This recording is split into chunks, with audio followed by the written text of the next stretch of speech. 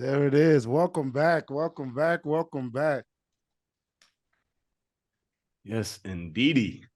We got my brother in the Already know. building. We got our first guest on the Pivot and Proceed podcast. That's how we come in season 2. So we got the Ahmad Poet. I'm actually gonna hand this over to Tunji because the way he introduced him was so crisp on the IG live. I'll say it's flat out. This is Ahmad the Poet, not a poet.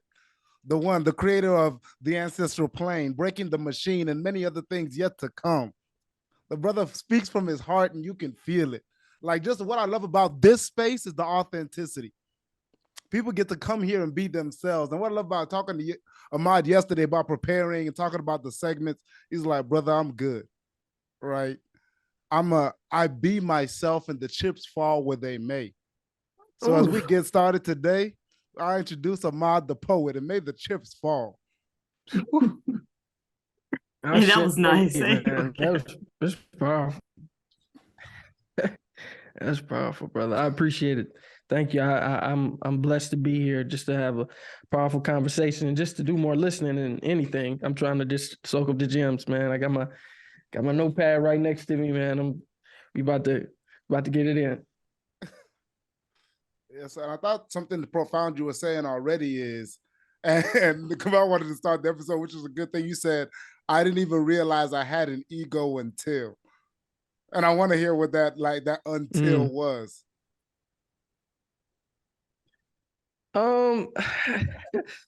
It's honestly until you really, it's something I tell my little brother. I used to tell him all the time. He used to, when I first started my podcast, and he used to see some of the success that it was doing. He said, man, people really like what you're doing and stuff like that. And he would compliment me about it, and I always appreciated him for it. And I would tell him, you know what? I said, that means a lot to me, but it means less to me. What means more to me is what you think. What means more to me is what mom thinks. What means more to me is what my brothers and my sisters think, because they know the good, bad, the ugly, and the indifferent. So if I'm honorable to you, then I know I'm an honorable man. I don't care about the people who only see the positive or only see when I get on camera and the lights turn on. I care about the people who see the other side. So when you're in a relationship, they get to see the good, bad, the ugly, the indifferent, the up and down, the secrets, the this, the that. And it's really a mirror, man. It's really a mirror. And you really see a lot of things in yourself that you didn't know was in there. You face a lot of demons in yourself that you didn't know was in there. And it's just like, you really see what type of person you are, because it's like, are you going to rise to the occasion, or were you just talking that talk? Because now the battle is here. You know what I'm saying? Now the demon is here. Yeah. Now the demon is really here. And guess what? The demon was you all along. Now you found out that issue that you was having in all your relationships was you. Now you figuring out the reason why you couldn't get that job. It was you. And now you just met the perfect mirror reflection to point it at you. You didn't have the shiniest mirror, but now you with somebody who's shiny enough to reflect back to you. Yeah. Somebody might not have been shiny enough to reflect your image back to you. They reflected their own ism. But now you got one right now who was shiny enough to reflect your shit right back to you. I'm sorry if we don't cuss on here, but That is what I had to face. I had to face somebody who was shiny enough to reflect my image. And I was like, woo, it's time to go to war. So the battle's begun. I thought it was over. The battle just begun. I'm learning all this just things about myself, man. And it's tough. But those are the intangible things that people can't buy. The intangible people talking, they do lectures and stuff, and they go in here. You want to know what a superior man is? We're reading this book, The Way of the Superior Man. A superior man, a superior woman is somebody who leans into the action, somebody who leans into the smoke.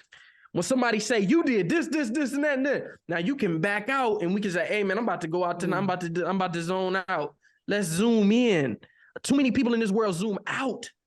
They don't lean in. So now we leaning in. When you lean in, you in the 1%. I don't deal with the 1% of money, 5%, 10%, all the 10% of earners. I'm in the 1% of people who give their effort. I'm in the 1% of people who lean in. I'm leaning in right now. So that's what I tell people. I'm like, man, you can't check me. I ain't got nothing. I lean in. If you bring something, put it on my plate, I'm gonna eat it. Too many people toss it off the table. I'm eating that. Yeah, and boy, it's tough to eat it because sometimes it'll make you. Yo, you gonna? Sometimes this mic is you hot. have no idea what I'm with. I didn't went through something today to prepare me for this right now. I love it. That's why I'm lit right now. You know what I'm saying? Like I'm in a battle. I'm in the battle, man. I'm in the battle, and it's that just battlefield. Like, ooh. And I'll tell you, bro, this morning, right? My self-talk to myself was about, I was watching this clip, John Q, over and over and over again, where he's like about to give his heart to his son. And he's like, do what you say you're going to do. And then he starts breaking down because he said that I would die for my son. And now he's at that moment.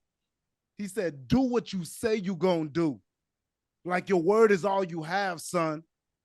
And I was reflecting on it. Like, I don't know if you've ever been in the moment, like you said, that mirror where somebody, especially when it's somebody you love, they don't believe you because you've proven yourself to be a liar. All the times I told my mom, I got you, and I forgot. And your intentions don't matter. When you look your mom in your eye and she's like, you're like, oh, can you do this for me? And she's like, Like maybe she's thinking to herself, maybe I should ask somebody else because I can't trust you. Facts. Oh my God. That hurts. Like that'll eat away at your soul. And I was dealing with that this morning saying, how do you get to a point? And like you said, Ahmad, you got to eat it. You got to build back that trust with a mountain of standing on truths, with a mountain of doing what you said you're going to do. And that doesn't happen in a day. It doesn't happen in a week. It doesn't happen in a month. And I feel you. Like that, just having to eat it and having to lean in to look for moments. And you have to lean into that moment where she looks at you and like, I don't know if he's going to follow through. You got to chase those moments and then follow through. But hey, one of the reasons why I respect y'all too, is because you are men, you know, and what I respect about Zuri is you're a woman. Like you stand on yours. I'm a man. I'm a stand on mine. One of the biggest frustrations I have with a situation, a relationship, not a significant, not a romantic, but a day one. One of the biggest frustrating things was it was a situation that played out and bro didn't stand on his. And this is not to call you out if you were listening, my brother. This is exactly what I told you already. Because I live in my authentic truth and I'm a man. Like what does that mean? That means I'm going to face the battles that I do not want to face because they are calling me. I'm going to face the shit that I've did for myself. I'm going to lay in the bed that I made, you know? And what I find most powerful about surrounding yourself with other people who walk like that is that they go through that shit too. And they will say things that are like, fuck, like I too see myself in that. I too have like cowered out of that opportunity to step up and be a man. But you're a man because you think that way. You're a woman because you think that like I need to be better in this situation. You know, people are demanding something out of you. They see you and they demand it. And it's not a vocal demand. It's not a, hey, you need to do this. It's an expectation in their head that you're going to carry yourself a certain way. And then when you don't, like, you folded, you know, you didn't stand on your principle. Like all you can ask out of somebody, out of a relationship, out of yourself is to stand on what you believe and to stand on your word and to show up. And I feel like a lot of people, I got to question people in terms of like, would you really stand on it? What does that even look like? And I think a lot of people just don't, like, I don't know, they graze through life without really taking that serious. And that is so fucking serious. Like how you show up, other people see you and they want to help you or they don't, you know, but it's like the choice is really yours. The Now I ain't choice gonna- is really yours. And I ain't want to gonna hold circle you- back Go ahead. to something Ahmad said, actually. Like, I know we're moving fast, but Ahmad, when you were speaking, there was one word that you said that really stuck with me. It was the word battle. It's the word battle. And all I kept hearing was battlefield. Because sometimes that's exactly what it is. It's a battlefield to get back to who you are. Whether it's a platonic relationship or romantic relationship, sometimes that relationship is a mirror and it is reflecting the battlefield that you have within yourself. And sometimes when you come out on that other side of fear, of going head on with that battlefield, you really have to go within. And sometimes you got to dissect your own battlefield, because sometimes you're going to war for the wrong thing.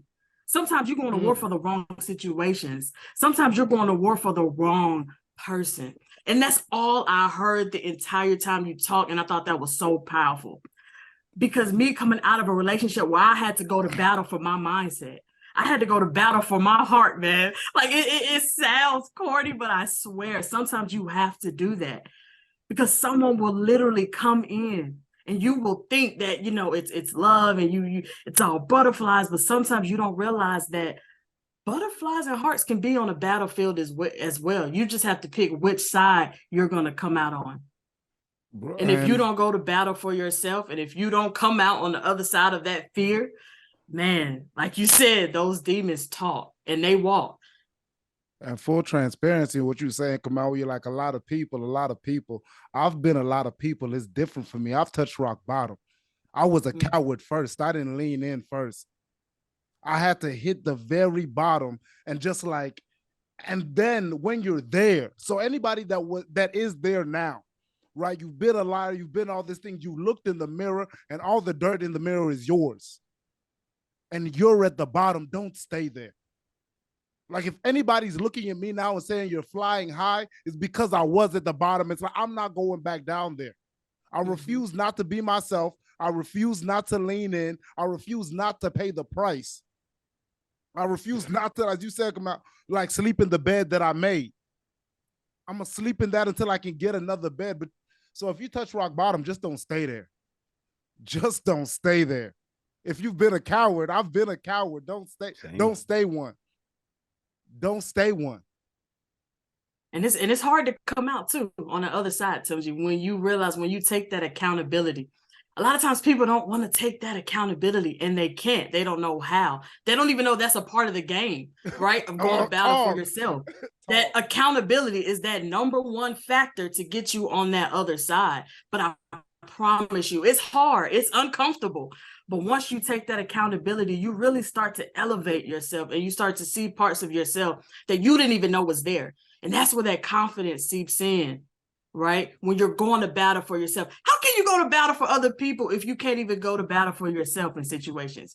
How can you go to battle for your dreams and your vision? Whatever you need to go to battle for, if you can't look in the mirror and go to battle for Zuri, go to battle for Kamau, go to battle for Ahmad, right? So you have to take accountability. It is uncomfortable, but I promise you, without going to battle for yourself, you do not come out on the other side. There is no part of that equation that exists without that accountability and dissecting that accountability for yourself. Zuri, you already cooking. Keep cooking. Cooking in segment one.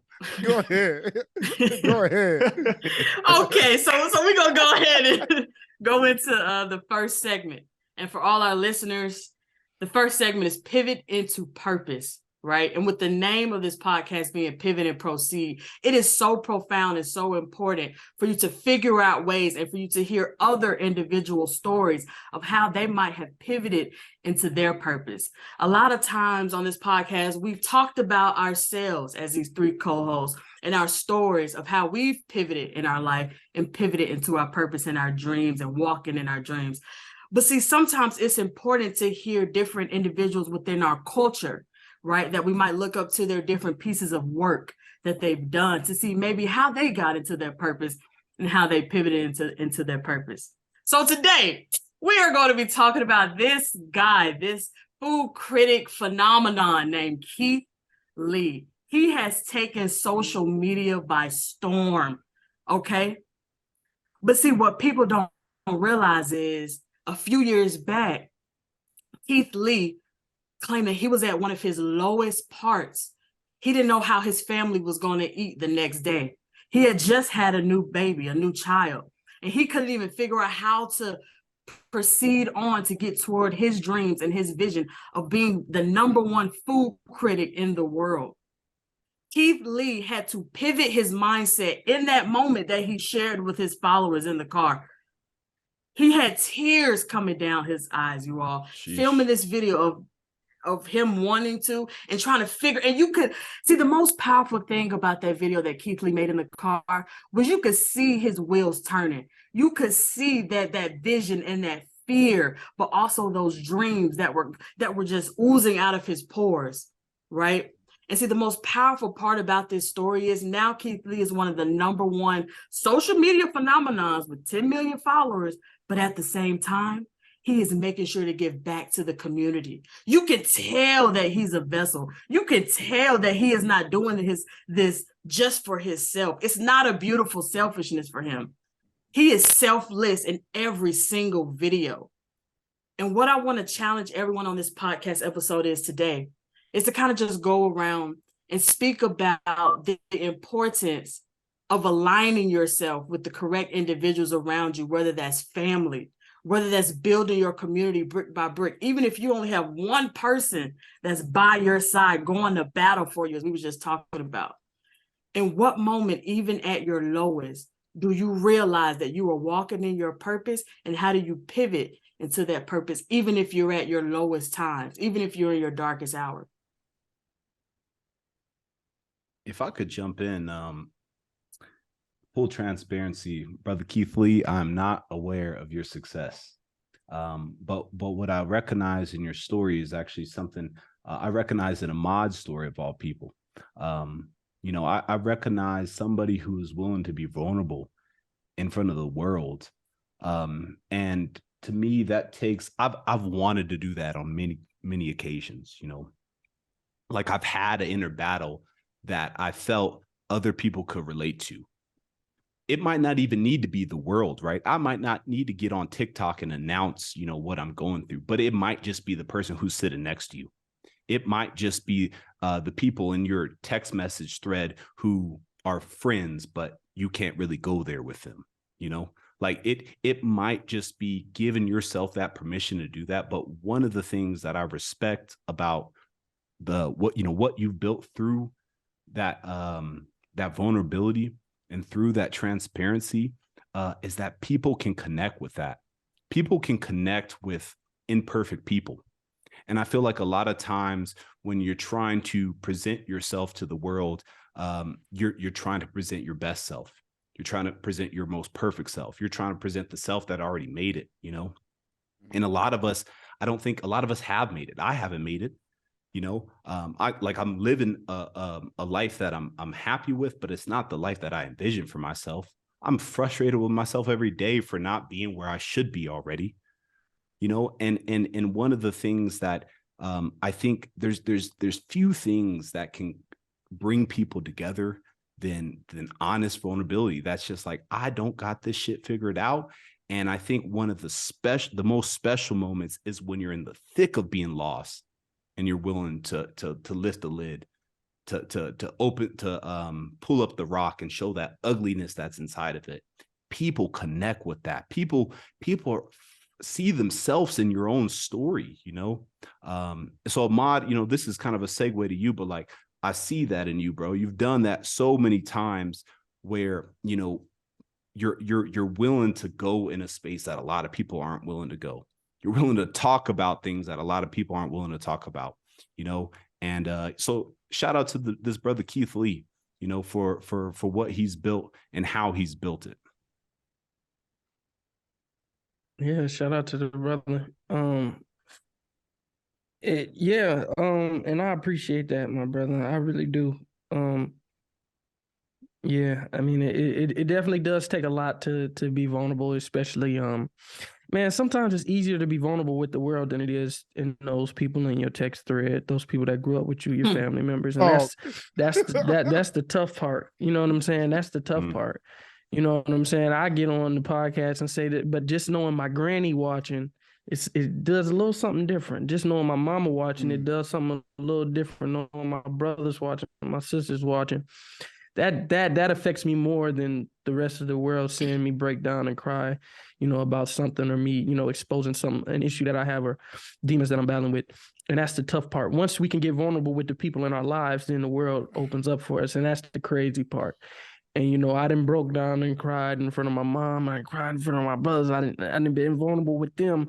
And that was the precursor. That was the practice for the larger battle, to just live from a free space. Because I was telling a brother the other day, I said, I don't cry for me all the time. I cry for others, man. Like, for real. I heard Tracy Morgan say that too. Like, I don't just cry for me. Like, when I had my summer camp, and when I would have the young brothers in the circle, and I'm like, man, you got to get it out. I had a young brother tell me, man, I saw my mom die. She had she went in the cardiac arrest. I watched her die. Boy, he didn't drop a tear, and I could tell it was tugging on him. And me and my partner, Jacob, I was just like, we were going around in the circle, and each of them got a traumatic story, and nobody crying, and nobody releasing.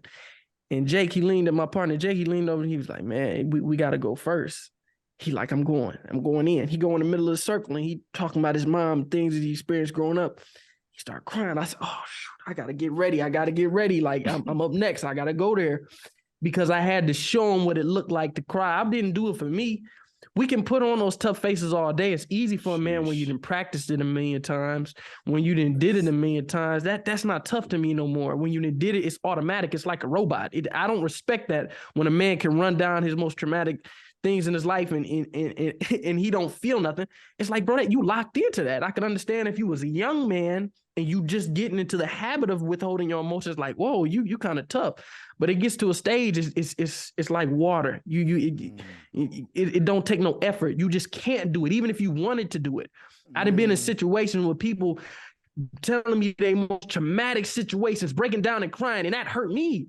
Because I was mentoring these kids in the school, and they break down telling me their most traumatic events, and I can't even go there with them because I'm so locked down in my own shit. So I'm like, you know what? I can't, I'm holding back my blessing. I'm holding back from healing somebody else because I'm so deep in what I got to do to protect my ego, to protect what I think a man look like. So I had to tell a young brother, he said, man, my dad died. I didn't even cry about it. I said, you doing that for you. That ain't for your dad. You done made it up in your head that, man, my dad wanted me to be tough. No, you doing that to protect how you feel about yourself. You want to be a man, so you want to be, I guarantee you, your dad want to see how much he meant to you. I say, man, if your son passed away, would you want your son to be like, yeah, my dad passed away, what happened? That's all your dad is to you? That's all your people was to you? Your homie that got shot and you lost, and that's all your people was to you? Oh, that happened, and keep moving? God damn, I don't want to be that to nobody. When you mention my name, something happened to me, you better drop a tear. You better drop a tear. That I heard Vince Staples say that. Staples say that. He said if the police kill me, don't march. Go. You know what I'm saying? Go get him. Like he's like, man, I don't want nobody like it. If it's about me, you go get after it. Like don't. Yeah. That's how I feel, man. That's how I feel. But it's like we do it for others. Like you get to a space when you be vulnerable. You showing other people like, man, it's okay. Let me show you. Like, if you look up to me, let me give you my power. Like, that's what this is all about. That's what we was talking about in the beginning. That's what relationships is about. It's having all your power built up in you, all that in you, and you give it back. That's what and I was telling my homie that, man, I was telling one of the little homies, he was like, man, I can't get in a relationship because I ain't scared of you. I said, well, being in a relationship is about, especially for a man, it's about getting in the most vulnerable place in your life, getting in the most vulnerable position, the most lowest position. You on your knees. You on your knees. You giving it up and you exposing yourself. I said a good woman would tell you to get back on your feet. She'll pick you up.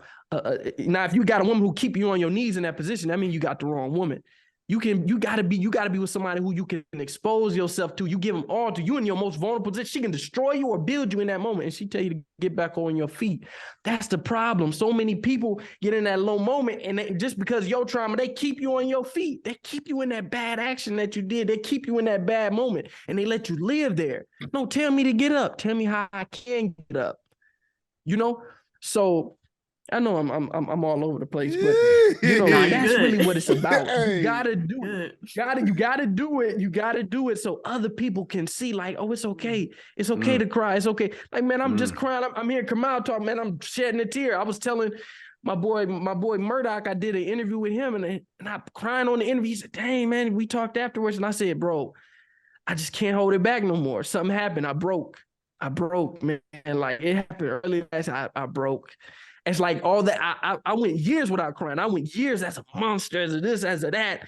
I didn't break, didn't feel nothing, man. I was at my dad's funeral, didn't shed a tear, man. Saw my dad in the casket.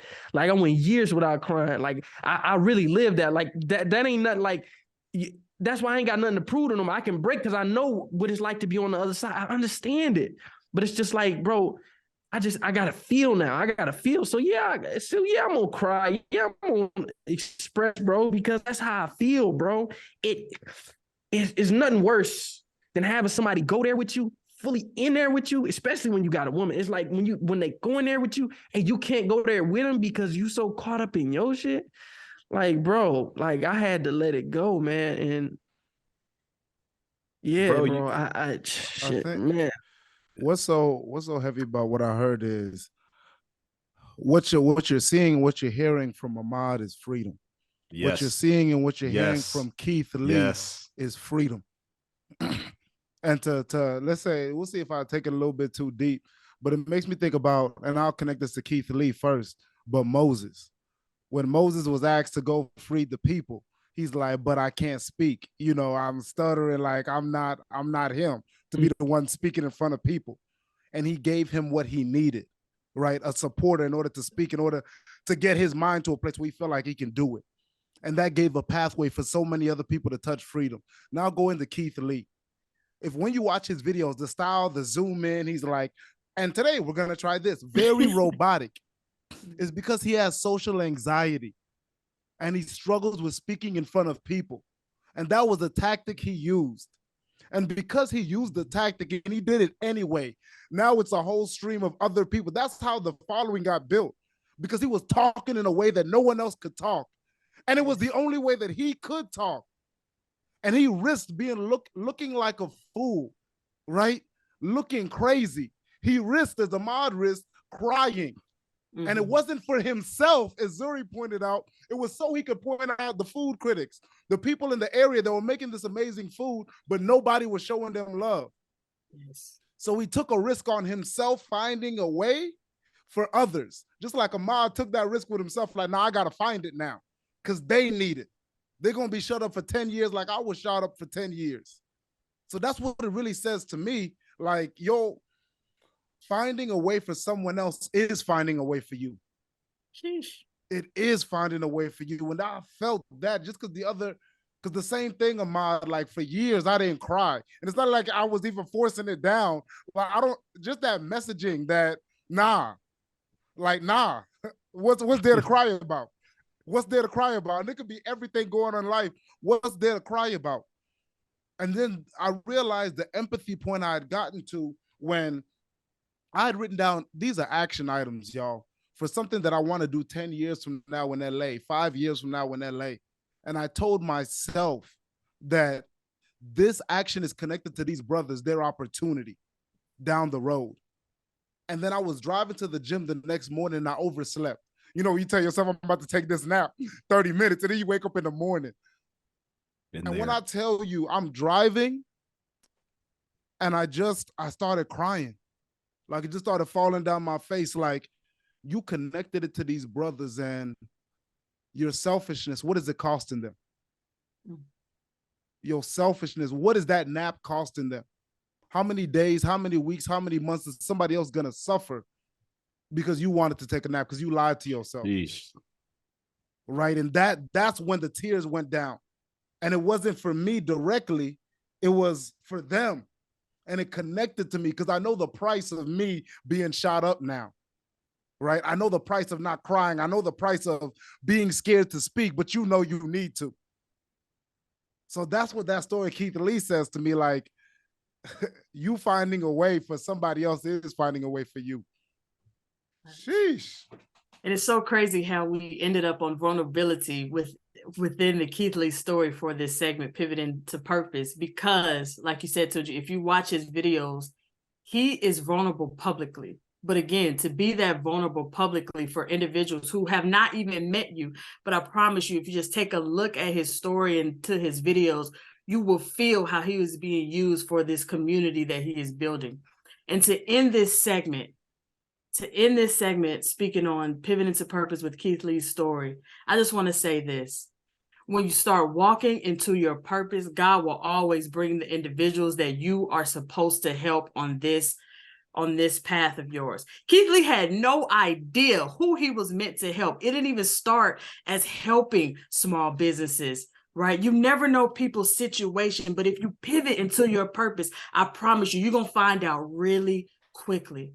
But pivoting into your purpose is on that other side of fear, no matter if you're at your lowest or your darkest. Even if you're in your car making a video of how you're not knowing how you're going to feed your child the next day, as so Keith Lee did.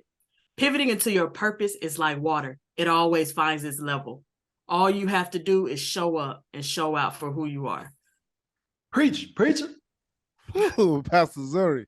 Come on now. And that and something you said leads us into our next segment that we're gonna do. We're gonna do 2 today. The second is favorite failures. And Zuri just said when you're at your darkest and lowest point.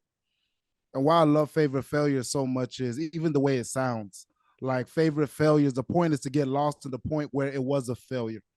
You went through this thing and you can't pretend that it was a win. You didn't see an upside. Like, no, you failed. And now you look back at it in retrospect, and either it birthed a monster inside you that gave you drive, that made you lock in, that made you step into it. I kind of shared one earlier. One was being a liar, was not following through with my mom. And it birthed that monster where I'm not lying to anybody about anything. And now I'm known as a man of character because I was a coward. Right? So that's one of my favorite failures. So that's what this segment's about. Like you getting lost in that emotion of that failure, that moment. And now looking back on it, be like, nah, it's one of my favorites. It made me who I am. Or it brought the people into my life that made me who I am. So favorite failures, floor is open. Floor is open. I have one that happened this week. So right now I'm to set the stage a little bit. I'm in Guadalajara, Mexico. This is the capital of Jalisco, and that's like one of the major states. That's where all the tequila comes from. So yeah, I'm in Guadalajara, Mexico, capital. I'm here with my girlfriend. And when I was in America, probably about a week ago, I bought an iPhone. This iPhone was a gift for her. I've been in a handful of relationships. I've never spent over $1,000 on a gift. Full transparency. Bought this iPhone. Brought it with me to Mexico. Gave it to her on Saturday. Monday was her free day from what she had to do while we were in Guadalajara. As she is doing some shopping downtown, a guy on a motorcycle jumps up off the street onto the sidewalk and drives the motorcycle right at the entrance of the business, grabs her by her arm, shakes the living shit out of her, snatches the iPhone, peels off. 3 minutes before this happened, she called me, and I'm working at a co-working place. She calls me and she was like, hey, baby, meet me back at the Airbnb in about like 10 minutes. I'm calling my Uber now. The whole time I'm waiting for this call. Like I'm waiting for the confirmation that she got in her Uber and that, to meet her back at the Airbnb. That call never came. 20 minutes went by. I get a random text from a random Mexican number. And she was like, baby, somebody just hit me and stole my phone. You can imagine, the feelings, right? Sick. Hop in the car, boom. come home or come to the Airbnb, deal with the situation. Why is this a failure? First of all, I think as somebody who I think has really had like a very materialistic view of the world, you know, I'm very material, like I like my things. Losing this phone that quick, like that was the first thing that came to mind. Full transparency. I was like, fuck, like 2 days, not even 2 days, you know, and that shit is gone. Got over that pretty quick, obviously, because like I really know what's important here.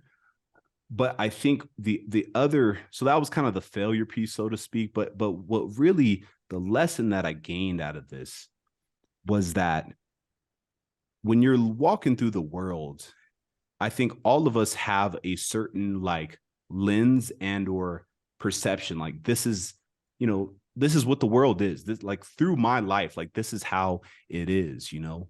And as a man, a black man, a very big, tall, strong black man, if I could pat myself on the back, walking through these streets, I walk with no fear. Now, I'm not out here flexing, flossing, jewelry dripping, nah. But I still walk with no fear. Like I can get in whatever taxi I want to get in. I can get in whatever Uber I want to get in, you know? Like I'm smart, but I don't walk in fear, you know? And really what this situation that just imploded showed me is that like everybody walks in different skins, you know? And for a woman, at least in Latin America, and not just in Latin America, I know tons of places all over the world, like the fucking skin that they walk in, the shoes that they put on is fucking crazy. Like the thing that I had to explain as we're dealing with the emotions together and we're processing it, it was not you that got stolen, but that fucking phone. Fuck that phone. And she had such a hard time like wrestling with the fact that like the gift that was just given is gone. And I was like, bro, like something about that to me just really struck a chord where I'm like, man, like it took fucking seconds where I was expecting the call that, you know, back and everything's, you know, continue, go to dinner, boom, boom, boom. And dude, like it just took seconds and she could have been snatched up. And it's just like, I've talked to a couple people who were back in the States, people who were living abroad and doing the whole digital nomad thing. And like women just have, like, they walk with a different lens that we walk. They think about different things that we don't think about. You know, they have to think about the taxi driver harassing them, molesting them, kidnapping them. And to me, it's not that I wasn't aware that these things were happening, but it really puts it into perspective that the lens that you walk with should not be the lens that you assume everybody walks with. So I'll leave it there. If I may hop in right now before we go to the next favorite failure, please do not forget your favorite failure, but I have to hop in right now as being the only woman on this episode right now to talk about this and to bring this to the forefront. Kamau, you are absolutely 200% correct.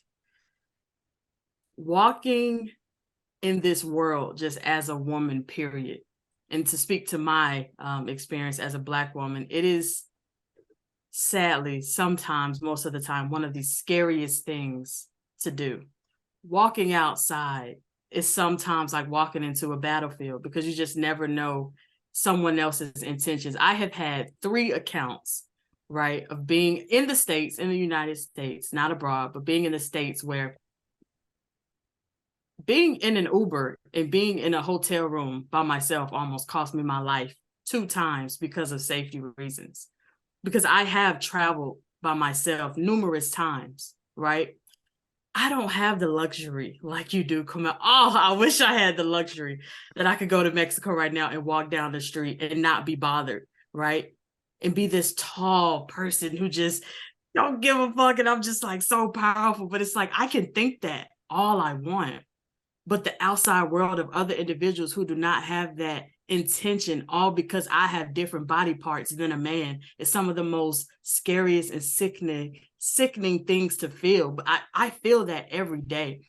So your story really spoke to the aspect, and I just wanted to give my lens that, man, women, we have so much of a different view. Like it's always kind of over the shoulder looking. I can get into the Uber right now and fear for my life.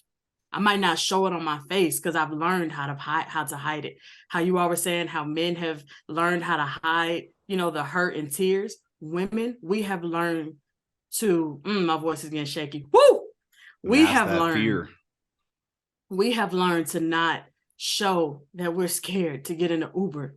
All I'm trying to do is go get something to eat. But because people do not have the best intentions, I used to struggle with anxiety because of this, because I lived alone for so long.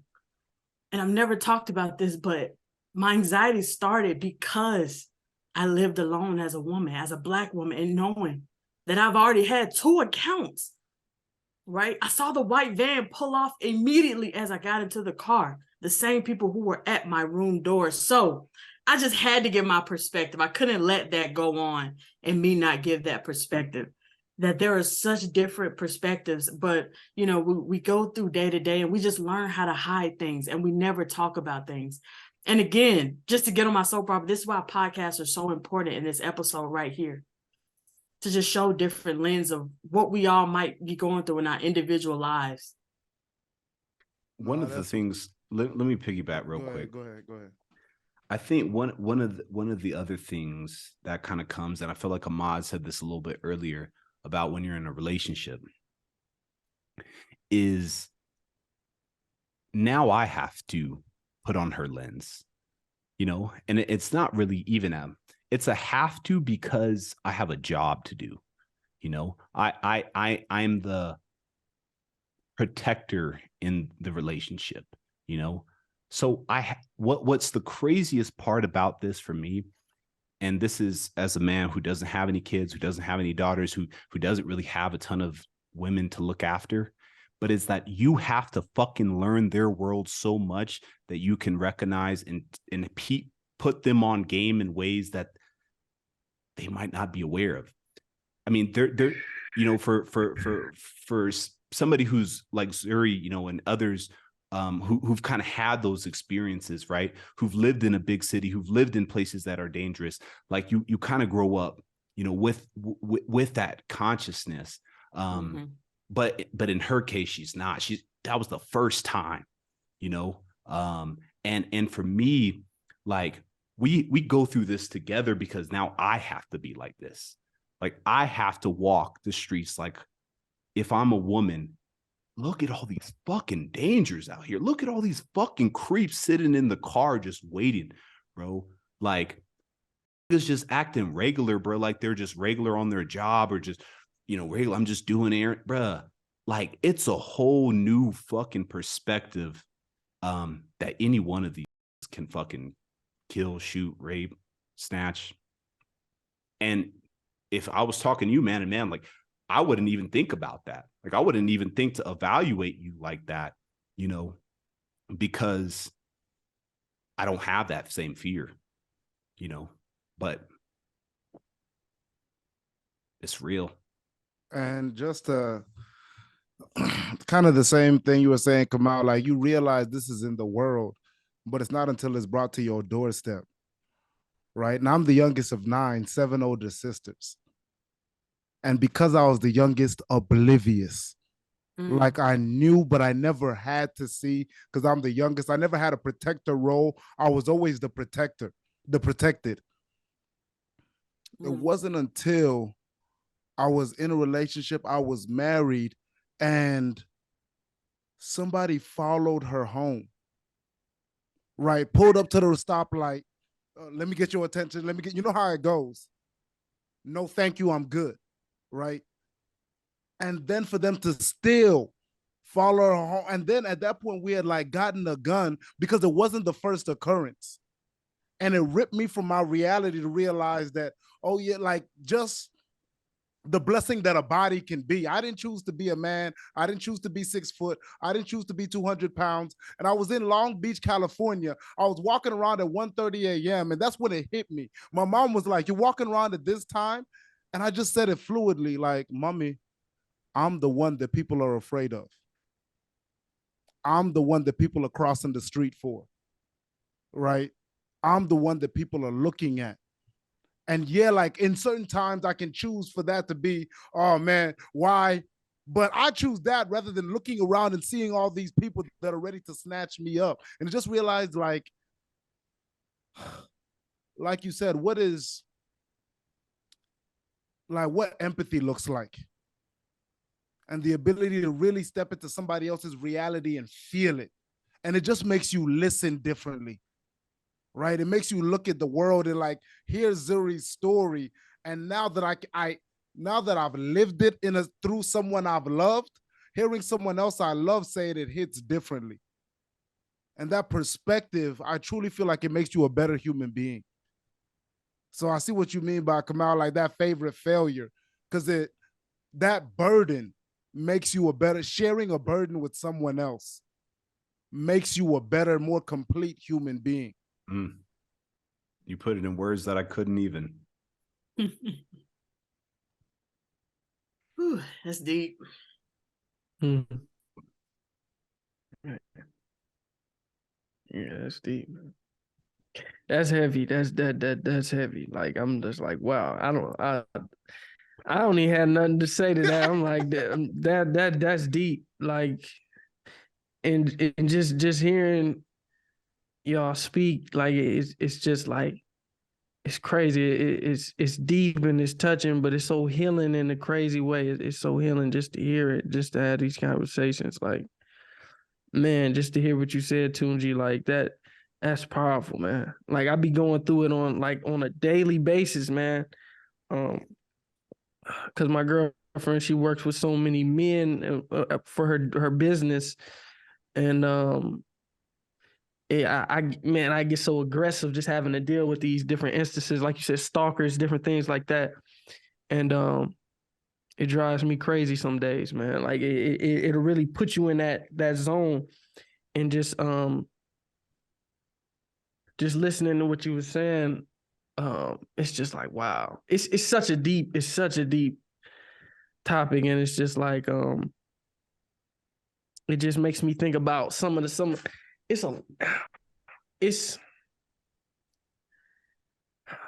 kind of like you were saying, Kamau, about not being aware of the danger. And there's some people who all they know is the danger. All they was only on the dangerous side. They never got to see another side. Mm-hmm. And then you have some people who've seen the danger, but find it oppressive. So now I have to go on the danger side because this is how I deal with the danger. I don't accept it. I accept that I am the 6'4", 200-pound dude. I am that equal, and I will go in the danger too, because that is my truth. And I respect that as well. But that it's so many different layers to this. And it's just like, I didn't experience that so many times, having to put my girl on game. Like, yo, like I get that but I can't have you do that. But I can't have you do, you know what I mean? It's just because, like, I know how it is out here. Like, I know, you know what I'm saying? And even though I move a certain type of way, like you said, as a man, like, I always had to, like, no, you can't do that. Like, I see it. I can see what can happen, you know, and I think that comes from growing up in the nation, just like the way we secure the women. It's just like, it was just impregnated in my mind. Like, I have to secure every woman in my life like that. Like, you know, if you're going somewhere, I have to be there with you. I have to secure you. I need you to back in. You have to back in the car when you pull up to some place. You can't, just in case you got to dip out. If you got to go to the bathroom or someplace, I got to go walk in with you. Like, I have to secure you at every point. My little sister, she don't have parties at people's house. You don't go and nobody comes over our house. Family, cousins, you don't go, like, it's always been that way. You can't bring nobody into the house. We not going over nobody's house. We not spending the night somewhere. And that's because it's from a security mindset. It's just like, And and the reason I said so deep is because that is oppressive to Bro, it's a not lot of free. people, and then to other I was people just who about to say they that. never. It's not. But then to some people who might not have had that protection, that might be very beautiful, and to others who've had it all their life, it's oppressive. It's like it's a double. You know what I'm saying? It's Entendre, a facts. double-edged sword, but it's like, I don't know, man, working in the schools and hearing these stories of these young women, it's just like, damn, I don't want to play with it's so much, it's so much, man. It's like dancing with the devil out here. It's just like dancing with the devil. And yeah, it's tough. It's definitely And like tough. you 'Cause said, like you said, it is a restriction, you know?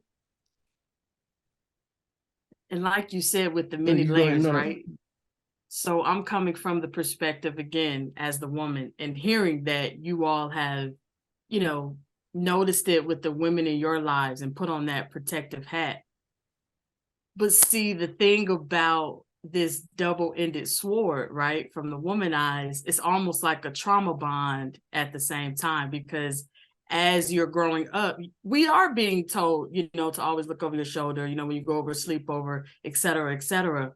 But as you get older and you start to move in your own way, and as this podcast always talks about, you know, chasing after your dreams, et cetera, wherever that takes you, it's almost like a trauma bond to security now, because now I have gained anxiety or depression through the security tactics that I was taught from wherever my keeper was, you know, as I was, you know, being brought up. So that's always been a different connotation as well. And especially just from my story and the situations I have been in, where I flee some very dangerous, you know, situations, where now, even though I fled them, and I you know, you can listen all you want, right? You just, as you get older, you find out different ways of how to protect yourself, right, when no one is around. But at the same time, it's almost like bondage to the security, because if I don't do this, then I could end up dead. I could end up in a ditch where, just because I wanted to take an Uber 1 mile down the road, because I can't control someone's demons, I can't control someone outside of me, I can't control someone's mindset, right? I don't know how that person was brought up or what they were taught.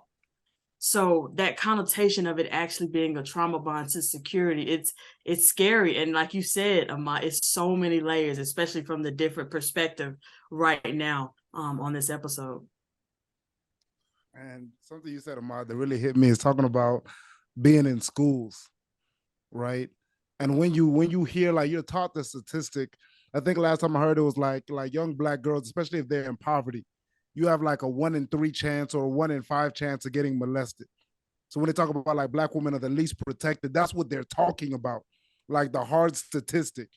And then to know with somebody in their family, and then to step into days where I have a young lady walk in and be like, I'm the one she comes to and say, like, I was molested this morning, and you can do nothing, right? But tell someone else, and then that student is gone for months. And then you have to figure out, how do I still teach the rest of the day? How do I move forward? And how do I not put a cage around all these other little girls that I want to put around? How do I, like you said, Zuri, like what I know to do to empower, how do I actually empower and not put them in a cage? Because that's like my instinct, right? Like, let me put you in a cage and protect you. I think that was the blessing in being a teacher, because I had to go through that feeling of, even if you wanted to, you couldn't protect all of them. You can't walk all of them to the bathroom. You can't teach all of them how to pull in their cars. They're going to have to go out into this world. They're going to have to go. So what can you give them to empower them to go out into the world? Not just say a prayer and hop in the Uber, but what is a skill set? What is a mentality? What do I check for? And like, that's what I talk about, like sharing the burden forced me to grow as a person, right? Because then it went through the mentality of, I have to empower them, because I can't be there always. Because it's not about me, it's their life. And I can't put them in the cage that I want to. And I'm not even saying it like I'm such a great person. It's not possible. I wanted to put them in a cage and protect them, but it wasn't possible. So I had to figure out how to empower.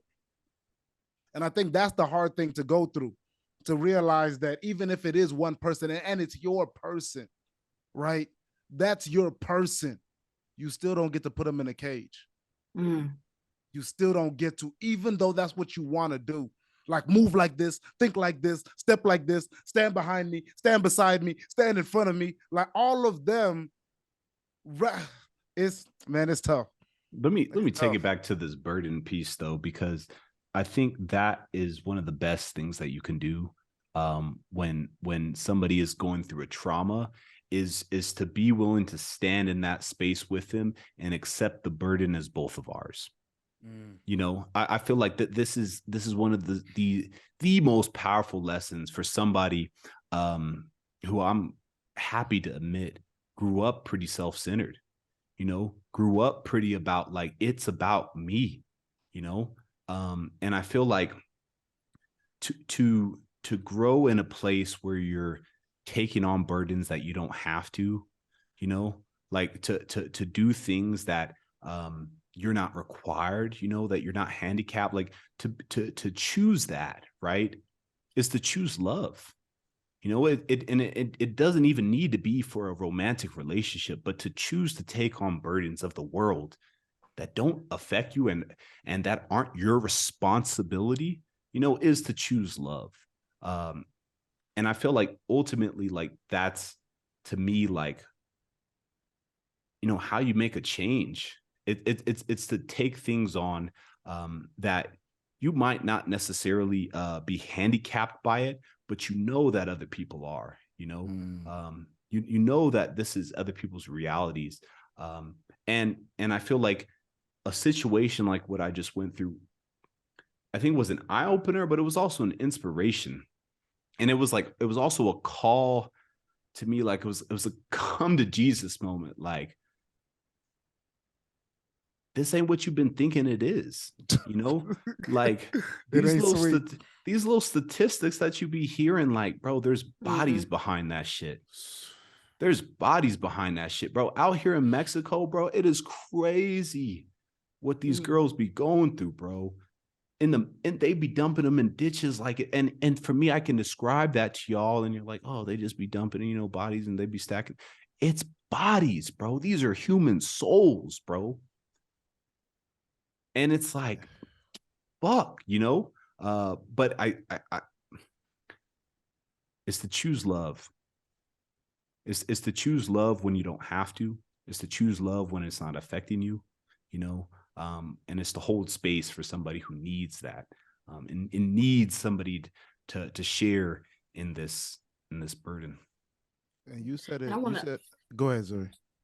I want to hop in one more time just from my perspective with this segment and what we're speaking of, because don't get me wrong, there is another side of being a woman and being on the side of sometimes having fear of walking outside because you don't know someone else's intentions, especially if you're traveling alone, et cetera, et cetera. There is a beauty within it because you learn how to protect yourself when you might not have that community around. There is always beauty in things that might be hard to understand or to see for yourself, especially while you're going through it. Because when I was younger, I did have some situations where being too young and being taken advantage of, right, as a little girl. And as I got older, I actually realized what happened, right? You have to kind of go within and learn how to move through your trauma and to find healing, knowing that what happened, you know, was not right. So to all the women listening, you know, there is a way to get through and to find healing and to find your own protection, but that does not mean to shy out anyone who shows up and shows that love to might help you heal, or to, you know, that healing that you might be praying for, to whatever might have been your situation, right? A lot of times people pray for a cake, but when they receive eggs and they receive sugar and they receive milk, they start to say like their prayer isn't, you know, answered. And those ingredients might be the love that show up in details. It might be that teacher in the school like Tunji was, right? It might be someone on the podcast behind the mic who just says that one thing to get you to healing. But what you pray for within that healing and for people to show up for you, once you show up for yourself and you start healing yourself behind that truth, I promise you what you pray for will get you closer to that healing. And just know whatever it was, it wasn't your fault. And I'm speaking to all the women right now. It definitely was not your fault.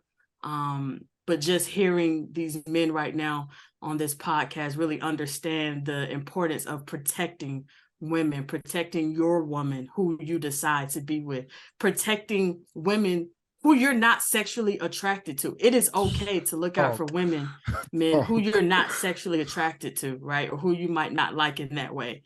So this is for everyone right now. If you're listening, I really want you to take that to the bank and into your life, because us women are out here hurting, from a lot of individuals who just might be battling their own demons, or they don't even know, or they do know, right?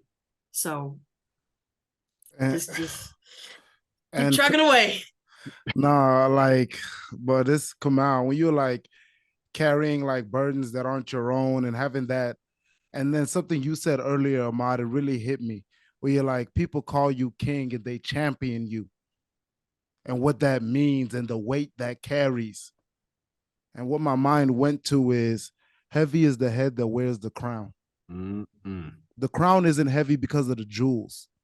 It's as you said, Kamau, you're carrying all these burdens that are not your own because these people you choose, like this is your kingdom, these are your people. So I have to see the world like you see the world. I have to carry the weight that you carry, so it's lighter because we are carrying it. So that's why it's heavy as the head that wears the crown. Because all these burdens of everyone in your kingdom is somebody you love. And everyone you choose to carry this on your head, as we say in Nigeria, to carry somebody's problems on top of your head, to have it weigh you down. And something I've been reflecting on for like a couple weeks now is, I think the wisest thing a man, a king, a queen can do is to make your burden our burden. Our journey, our vision, our dream, our problem. Just so your head doesn't break. Just so you don't fall apart. So I think that's also why this podcast and these moments become so important. Because you sharing that story, Kamau, it could have just been you and your lady's problem, right? You two wearing that crown and it's weighing you down. But now I'm wearing it too. Ahmad's wearing it too. Zuri was already wearing it. And now we share the burden because we share the perspective. And now everybody listening, they have a choice to wear that crown as well, to wear the burden. And when we're all wearing it, all of a sudden your head doesn't break. You can still stand tall. So heavy is the head, and we wearing it well. We wearing it well. And I do want to say this before we can, and I do apologize, but I had to say this because I know I have to speak to this because, like we said, it's multi-layered, and it's so many different burdens, like we said, that people have to carry when it comes to this, and I think the way we carry ourselves and the way we move has to be, we have to be mindful of that, because there are certain people who will go to certain extents to protect the people that they love. It's a brother right now that's going to lose his life because something happened to his sister and he's going out there riding. Anybody who's grown up in the hood knows a lot of stuff goes down behind the women that we love, and every situation isn't the same, but in certain situations, if you carry yourself like somebody is going to do something behind your actions, like you step heavy, and I only speak in this way because I'm speaking about the nation, and that's how we teach the women. Like, if you know you got a nation of men who's going to step behind whatever happens on your behalf, you have to walk like that. You have to talk like that. Like you have to carry yourself in that way. You know this man is reacting a certain type of way, but you know if this man puts his hands on you, something is going to happen to this man. How would you talk to him? Like, would you react the same way? Because you know if something happens right now, this man is going to get dealt with. And it's that insecurity that causes certain situations. And I know everybody doesn't have that sense of protection, but if it's just, I know young men who done got into crazy situations based off of something that happened. I mean, it could be something simple as something in school or something major. And it's just every situation, if it is applicable, and you know you got somebody who's gonna go there for you, like just carry yourself in that way. Like I know something, like if I'm in this environment and it can be avoided based on like, I know I shouldn't be here, or I know I shouldn't be around this dude or whatever. And I speak on that as that person that has stood up for somebody and it's a platonic relationship. You know what I'm saying? I talked about it on the podcast. My friend called me in the middle of the night, said, "Hey, I need you to pull up. I didn't ask no questions." And that's what I'm speaking on for the men who don't ask questions. We hope that the answers is going to be the ones that we want after we get done with the situation, but we're not asking no questions. We just pulling up. You know, we're not asking what happened and what the conversation, how it led to here. We just pulling up for protection. And I almost lost my life doing that, you know, and it cost me a friendship with somebody, but I don't regret it because that's just the type of man I am. But it's just like my life. Please value my life, because if you call me, I'm coming, and I'm not asking no questions. I'm pulling up. You know what I'm saying? Like, and that's the energy that I was speaking from. If you call me, like, I'm not asking no questions. So make sure that my life, if something go down with me, it was like, please, because I'm coming. Like it's that. You know what I'm saying? Like, don't let my life die because it was something over. Like please, like. Cause I'm coming, like it's certain brothers we coming, like it's brothers that love you, it's parents, family, they coming, and a lot of and some stuff happens, man. Like I said, I almost lost my life over something that I was just like afterwards. I'm like, dang, like for real, but yeah, it's deep. It's definitely deep. And I think that's a great segue. You don't have to share that story. You definitely don't have to, but favorite failures, chance to like close the segment or continue a modern opportunity to share your favorite failure or one of yours. Yeah, I was just gonna say fitting in. You know, growing up fitting in. It was I tried so many times to fit in and failed every time.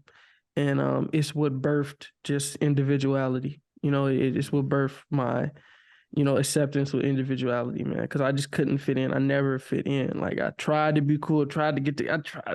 It just never worked, and I don't know why. You know what I'm saying? Now I'm kind of coming into the realization, but it just like it never worked because it never felt right.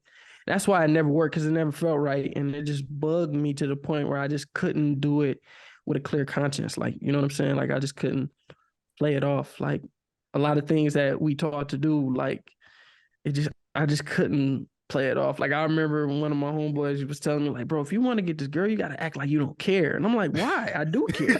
Like, bro, you gotta act like you don't. I'm like, bro, that makes no sense, bro. Like, I like her, bro. He like, bro, I'm telling you, bro, if you want her, bro, you gotta act like you don't like her. And I'm like, can't do that. So then it's just like, you know, so you keep failing because you can't do something that it's not authentic to you. So I kept being authentic in everything. I just failed at everything that I wanted. So it's just like, all right, well, I just got to be me, and everything that's meant is going to come. But yeah, that's what I was going to say. No, and I want to dig into that because you said something powerful. Like I kept trying to fit in, but it wasn't authentic, and you just can't do that. Like full stop. Like no, people spend their whole life feeling uncomfortable fitting in, but I'd rather be uncomfortable and get to hide in the group than be exposed like you were exposed, than to like be that individual. Oh, he's weird, he's different. I still feel, and y'all can correct me if you feel like it's different. If do people ever get to the point where I feel comfortable not being myself? Yes. Because what you were saying, Ahmad, is like, I couldn't get there. I could not be in my own skin and be like, nah, this cool. And that, I feel like that's the outlier. Either people stay uncomfortable forever, or I don't know, do they forget who they are? What do you think, Kamau? I mean, I would say yes, because what I kind of alluded to, I think on the IG live is being this person, I'm a people's person. I think I've always known that, in the sense that I have really strong relationships. I love my people. I really do. Even if I'm mad at you, I love you. Even if you disrespected me, I love you. Like, I don't want to see you ever fall, but I think for me, what that people's, with that, for the love of the people, I think something that I've also cultivated and learned how to do was be a chameleon, being able to walk in any environment and adjust. And I've adjusted so far that I've been out myself, I've been outside of myself. I think one of the things that, all of us share in common is this same failure that Ahmad went through, which is that, like, you don't fit in. Like, mine came from birth, bro. If you knew my full name, how many letters it has in it, you'd be like, who the hell are you? What country are you from? Like, all of my friends be joining me like, you're racially ambiguous. Like you're bro, my whole identity is just different. And my parents did that for a reason. Like, they set us apart from a reason. And as a kid, that's frustrating, like, that is so frustrating to be isolated, to be on an island, for everything you do to be weird, to not celebrate the same holidays, to not eat the same foods, to not wear the same clothes or have the same hairstyles or anything, bro. Like, I felt like I was set apart, from the beginning. And school after school, class after class, friendship after friendship, adjusting, trying to find what normalcy looks like, what it feels like. So much to the point where I got really good at that. I got really, really good at that, to the point where I would rise in popularity. But it wasn't really until I turned 18 that I had to look back. I'm like, who are you, bro? Like, you're so far outside of how you were raised. You're so far from the intentions that were set for your life, and shout out to my parents for giving me this fucking name, that has 24 plus letters in it, because it has meaning, and that meaning anchored me in my purpose. Like, who am I? What were the intentions for my life? And so to kind of come back to your question, like, can somebody, choose essentially not to be, or can somebody, like, get comfortable with not fitting in, and yeah, you can, and I think I got so comfortable that I adjusted my entire definition of what normalcy means, like, who am I, to kind of fit in. So yeah. That's powerful. And to hop in, I actually back in the day tricked myself into fitting in. Same. And back in the day, I don't want to say that I knew who I was, and I'm speaking more from the grade school, because that's what's embedded in my brain, what I really had to pivot out of. Because back in the day, in my teens, it's just not who I was. But the environment I was brought up in, I got told how to act subliminally without even trying. And once I noticed, when I got older and I moved away to another state, I actually started tapping into things that made me feel like I was home without even trying. It took no effort. But see, back where I grew up on the southwest side of Atlanta, I consciously tricked myself into fitting in. I remember the day where I didn't used to curse at all. That just wasn't me. It wasn't comfortable back in the day. I had a conversation. This is how bad it got, you all. I had a conversation with myself where I said, I'm going to curse more. I consciously told myself, because I thought that's what was cool, right? I used to see who would curse, and I would say, I want to look like that. Because again, that idea versus truth, the idea of what that looks like looks cool. They're fit in. They have conversations. They're funny. People are laughing at them, right?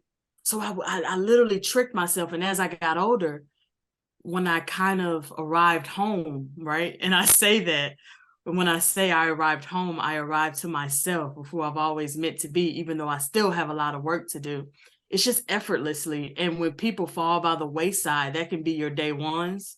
You're going to get some day 10s, some day 2s, and you're going to figure out, these are my people all along, right? Talk. Because you all just talk differently to each other, right? You love each other differently. The love languages just coexist, and it just fits. It's a puzzle. So if you think of yourself, if you're to anyone listening, if you're battling, fitting in, maybe now as we get older, corporate environments, it's the same damn thing. It's just not grade school anymore, right? So you always don't have to fit in. Sometimes you might have to play a part, right, to elevate your bank account, to elevate your skills. But always know your puzzle is your puzzle, and everybody not gonna fit that puzzle.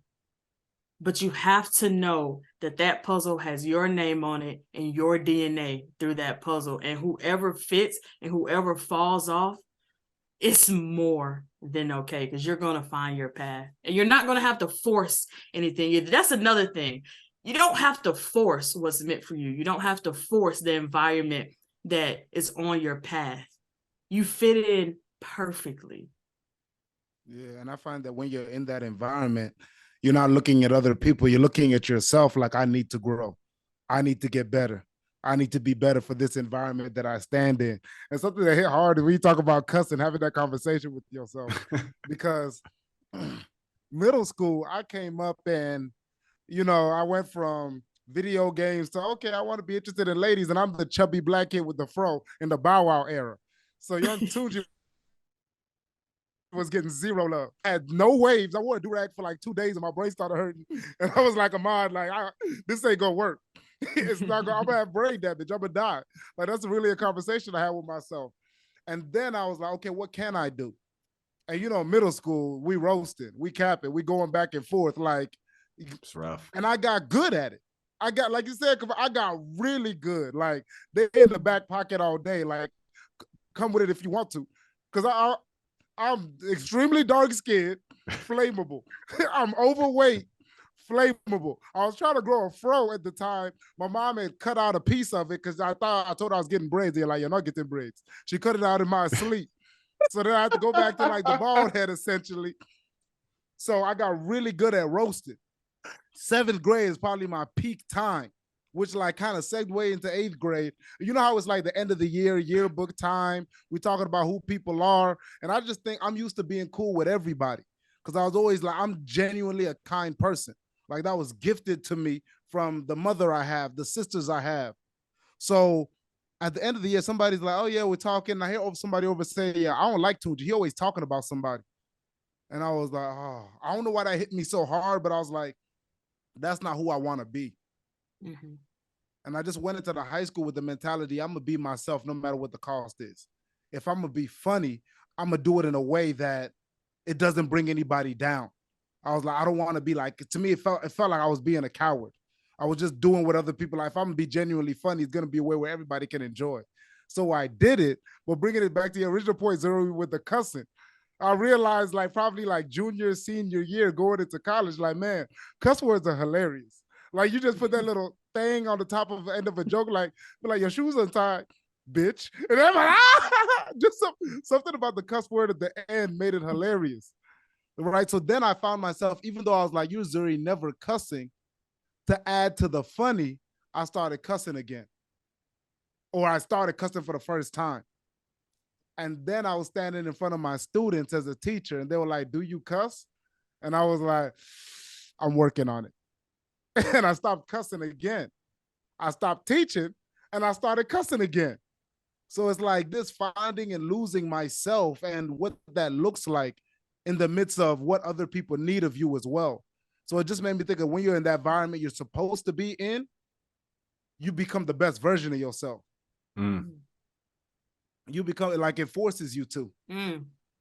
Yeah, that kind of hits hard too, because this podcast is actually one of the reasons why I am trying really hard not to curse, because I feel like, again, once you're in the environment where you feel like you're home and you know you're impacting other people, you don't need curse words. You don't need that little seasoning of a curse word on top, right? As you were giving that example, when you were roasting and trying to fit in, you wanted to add that curse word to have everyone validate the joke. But see, once you're walking down the path that's for you and you're in your environment that was ordained for you, you don't need that extra seasoning. You have all the seasoning and all the sauce that you need. Yeah, that's powerful. That's powerful. Yeah, and it's hard like to balance out, right? Because and I think the main thing is the organic piece. Because it's different when it's not who you are and you're forcing it. If it comes out fluid and you expressing yourself and it's you, okay, it's always worth it. But I feel like when I'm doing it at times, I'm losing. Like if I'm in a place where it's not who I am to use it, it's never been necessary, it's not necessarily how I was raised, and me doing it takes away from the conversation. It doesn't add to it. If that's what sits in my spirit, that me doing it takes away. If Ahmad does it, if Kamau does it, like that's them. It adds to me doing take away, and I start doing it because Kamau's doing it, because Ahmad's doing it, then I'm lying to myself. I'm cheating myself, right? Because I'm trying to be as Ahmad said earlier, I'm trying to be him, not me. And I am me. I am me. And that's an ongoing battle to have these conversations with yourself. Like, yo, who are you? And when it's not a part of your DNA and you step outside of who you are, you wind up in a whole nother location on the map that you weren't even supposed to be in. And now that's a whole nother story, right? Once you step out of who you are and you're in an environment that you just feel like a guest the entire time, and you're trying to figure out, where am I? You become lost. Your mindset is shifting to areas that you didn't even know that was a part of you, honestly.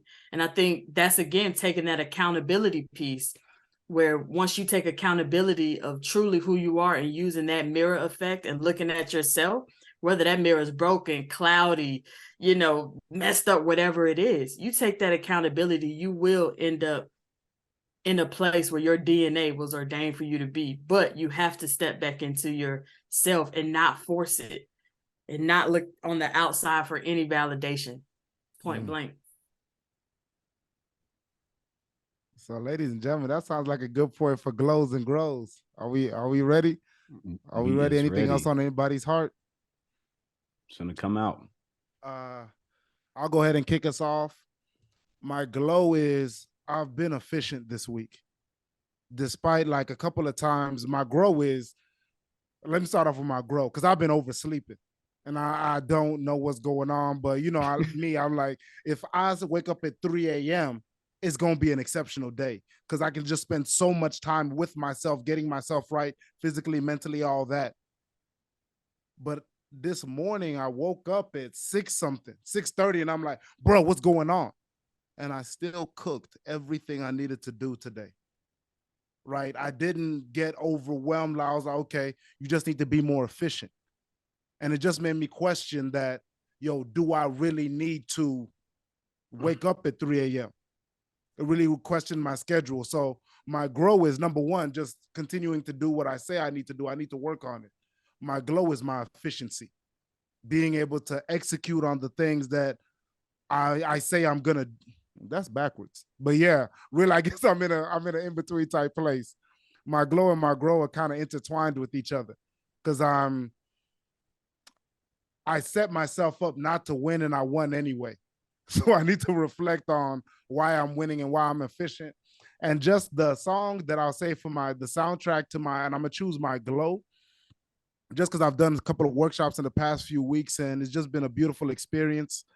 And I've opened a workshop with either Lovely Day by Bill Withers, which is a banger, or What You Won't Do for Love by Bobby Caldwell, who is a white man, by the way, which is wild, because he was cooking on that song. Yeah, so yeah, Lovely Day by Bill Withers and What You Won't Do for Love by Bobby Caldwell.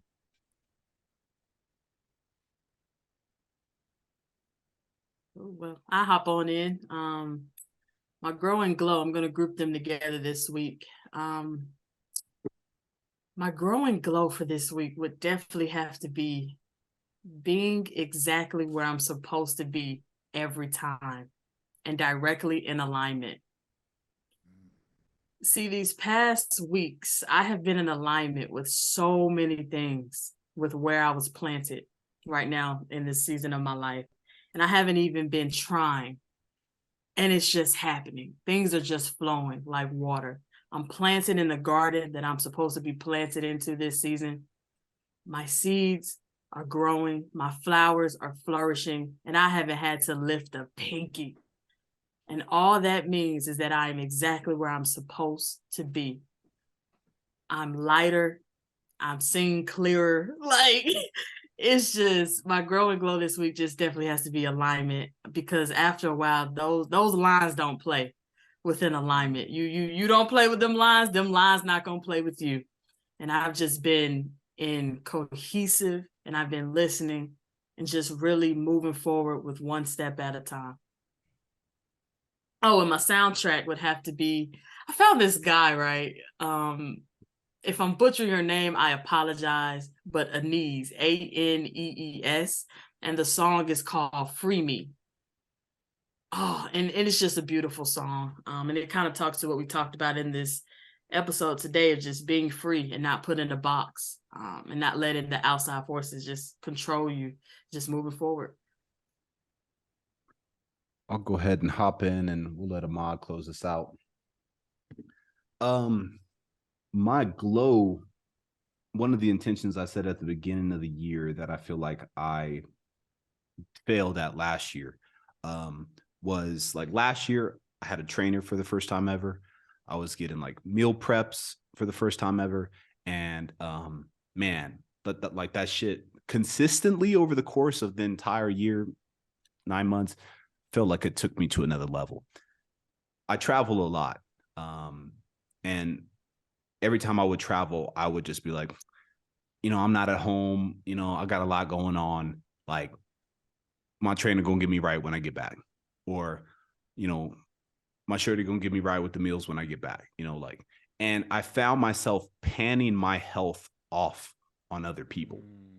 Whether that was the people who were supporting that fitness journey, whether that was my physical therapist, whether that was anybody who was involved in Kamau becoming a healthier version of himself, I would just pan that responsibility off onto them when I felt like it was too much. It was too big of a burden for me. My glow has not been the case 32, 4, whatever days into the year. I have been, especially every day for the last 8 days, I've been at the gym first thing in the morning. And I think the other thing, like for me, I'm like, what I believe in is where I put my money. I've been putting my money. If I'm in a city for a week, I'm buying a month-long gym membership. Do I want it? Is that my first choice? Hell no. But I'm going to exercise. Like, I'm going to work out. If it's $40 and I'm only going to use it 7 of those 31 days, it's a price that I got to pay. Because I would pay $40 for 3 trips to Popeyes or whatever the hell, and it's like, I need to invest this money and put my money where my mouth is, put my money where my intentions are. So that's my glow. My grow is to continue to do the work, to do some of the other work. I talked about having a mission for my life, and one of the challenges that I struggle, not a mission, but a vision. One of the challenges that I struggle with is having faith in that vision. And to me, faith in myself comes from momentum.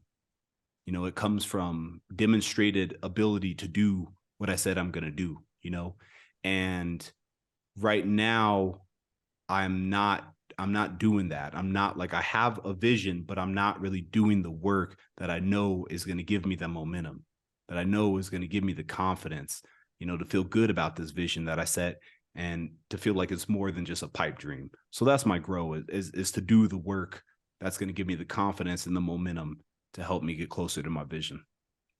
I don't have a soundtrack. Unfortunately, but yeah. You can take the Bobby Caldwell, the What You Will Do for Love. You can have mine too. Yeah, throw that in the rotation. I'll take that burden. And for me, I would say my glow is I was gonna say being consistent with the podcast because I fell off consistency with that, and I'm enjoying that. But I would say I'm more proud of just reading every day, so I would say that's my glow. It's one of the things on my chart. So I've read a book every day for 25 days straight.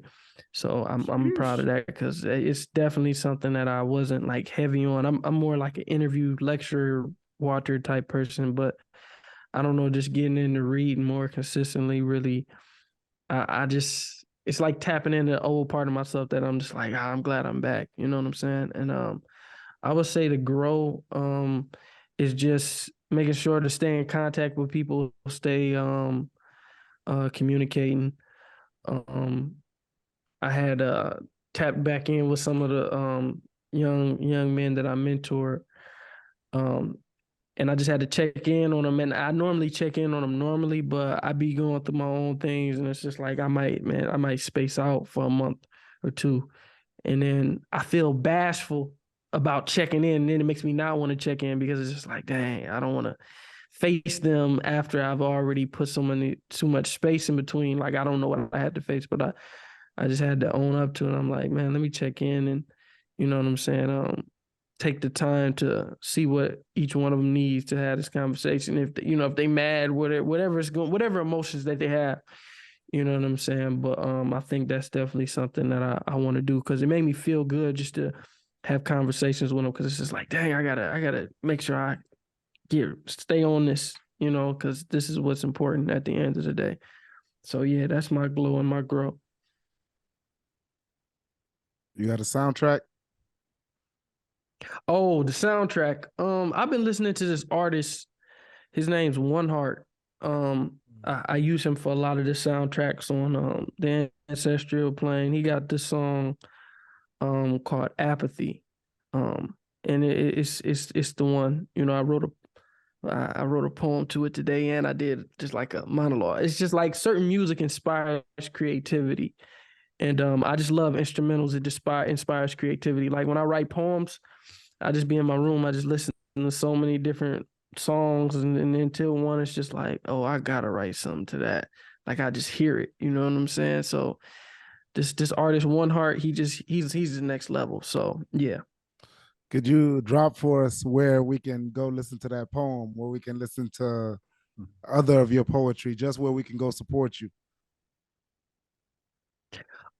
They can follow me on Instagram at Ahmad the Poet, but I always just say follow the podcast Breaking the Machine. It's BR the Machine on Instagram, Breaking the Machine on YouTube, and Spotify, Apple Podcasts, iHeartRadio, Stitcher, Google Podcast, all that stuff. Yeah, so I mean, in the poetry, I know a lot of them be wanting, like a lot of my supporters be reaching out, like, man, we need you to do more support. But it's just like, I swear to God, if I drop my poetry, now that's the one thing that is tough for me to get vulnerable about is the poetry. Not because I don't think it's good or anything. It's just my poetry is very raw. Like, and it's funny because I was gonna drop a monologue that I did. I actually dropped it on my Insta story this morning, and I took it off like 2 minutes after because I'm like, dang, this sounds depressing. But I'm not depressed. It's just the space that I write it like nobody's gonna hear it. So it's so raw. And it might sound depressing, but it's not. It's just like, I understand myself that this is just me. Like, I'm in the valley. Like, this is me encouraging myself. They want you to fail. They want you to do this. You got to get up. Man, I'm telling you, don't cry. Like, this is, I'm like, and I'm like, damn, if somebody hear this, they gonna think I'm like on the edge right now when I'm really just like talking to my inner self and just like, man, you got this, man. They do that. And I'm like, they ain't gonna understand this shit. So a lot of my poetry is like that. It's just like really dark like that. I don't want to say dark. It's just deep. It's just real. or it's just like love poetry for my girl, and I'm like, some of my best poetry I be sending me. I'm like, you. But yeah, I need to start putting out my poetry too. Yeah, I do. But they can find it on this new series that I got upcoming with Revolution One, because I'm doing a poem every episode, so they can stay tuned for that. Yeah, blessings. What an episode. We want to oh man, this has been Pivot and Proceed podcast. We want to thank Ahmad the poet for showing love for this great conversation. I'm filled up. I feel good. Hopefully you're feeling good, all the listeners as well. Just know if no one's told you today, we loved you. We love you. And for every pivot, may there be a proceed. Till next time. Peace.